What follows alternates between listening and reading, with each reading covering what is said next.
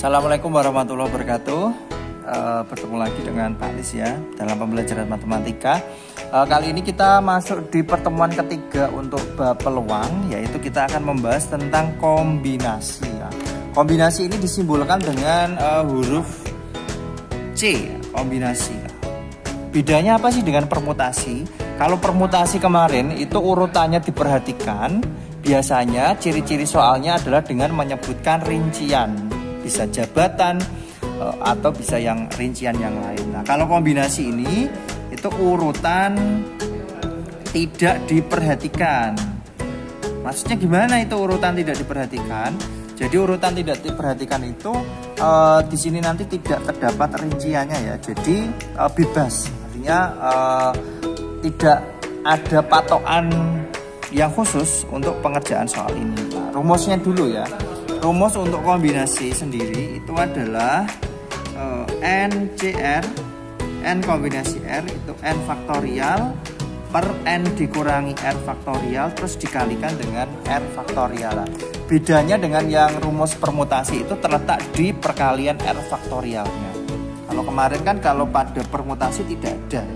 Nah, sebagai contohnya misalnya saya akan menghitung nilai dari 7C3, 7 kombinasi 3. Ini berarti 7 faktorial per 7 kurangi 3 faktorial. Nah, ini masih dikalikan dengan 3 faktorial.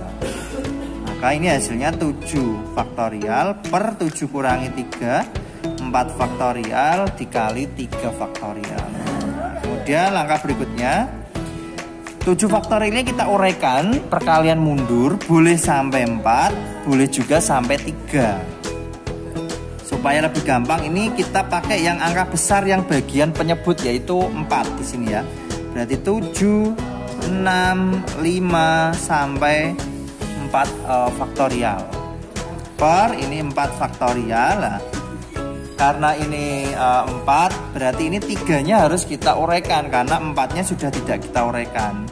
Berarti 3 faktorial itu adalah 3 kali 2 kali 1. Nah, ini bisa kita coret ya 4-nya.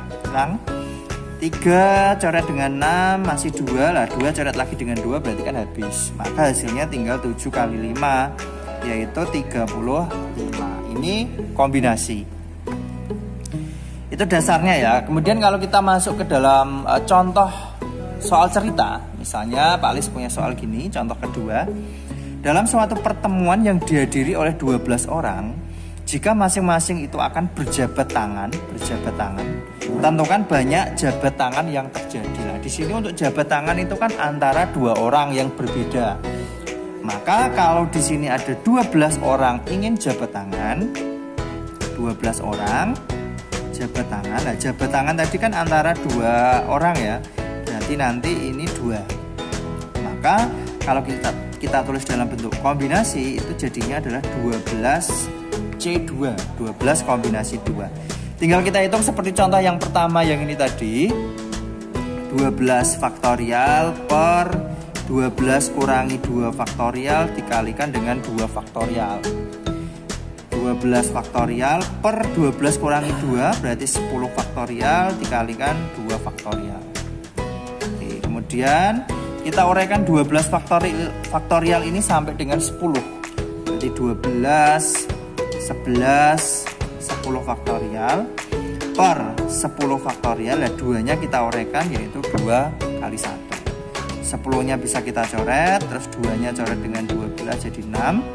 Maka hasilnya 6 kali 11.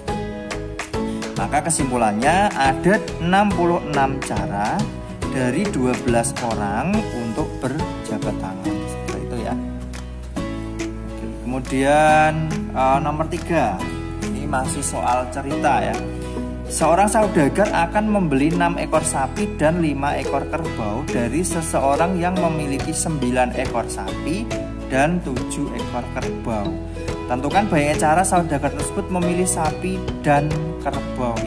Berarti di sini nanti kita bedakan menjadi 2 jenis hewan ya. Yang pertama adalah sapi, terus yang kedua adalah kerbau. Sapi di sini seseorang itu akan membeli 6 dari, nah ini ada 9 ekor sapi. berarti dari 9 sapi akan dibeli 6 sapi. Maka untuk bentuk kombinasinya adalah 9C6. Sedangkan kerbau di sini dia ingin membeli 5, nah, sedangkan saudagar itu punya 7. Jadi 7 kerbau itu akan dibeli 5 kerbau. Maka bentuk kombinasinya adalah 7C5. Nah, nanti dari masing-masing sapi dan kerbau kita hitung. Ini kombinasi untuk sapi adalah 9C6, kita hitung sendiri. Sedangkan untuk kerbau adalah 7 kombinasi 5. Setelah kita hitung, nanti tinggal kita kalikan hasil dari sapi dan kerbau.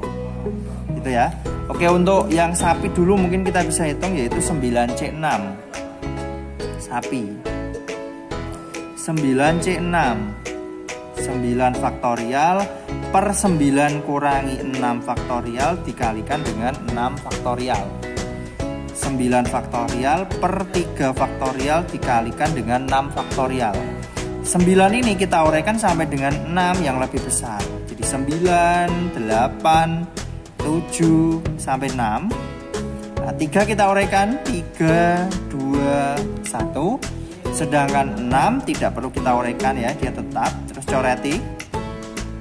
3 bisa kita coret dengan 9, terus 2 bisa coret dengan 8, 4. Maka ini hasilnya adalah 3 kali 4 kali 7. Ini berarti setelah kita hitung hasilnya adalah 84. Berarti untuk memilih sapi itu ada 84 cara. Kemudian lanjut untuk pemilihan kerbau. Pemilihan kerbau di sini 7C5 ya kombinasinya. 7C5 ini berarti 7 faktorial. 7 faktorial per 7 dikurangi 5 faktorial dikalikan dengan 5 faktorial.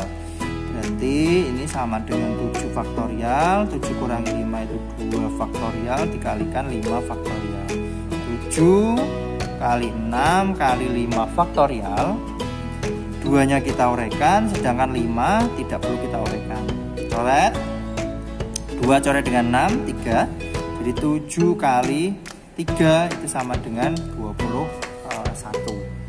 Kemudian setelah kita hitung bagaimana cara memilih sapi dan kerbau, maka hasilnya tinggal kita kalikan. Yaitu sapi dikalikan dengan kerbau. Jadinya 84 dikalikan dengan 21 ya. Coba kita hitung dulu. 84 kali 21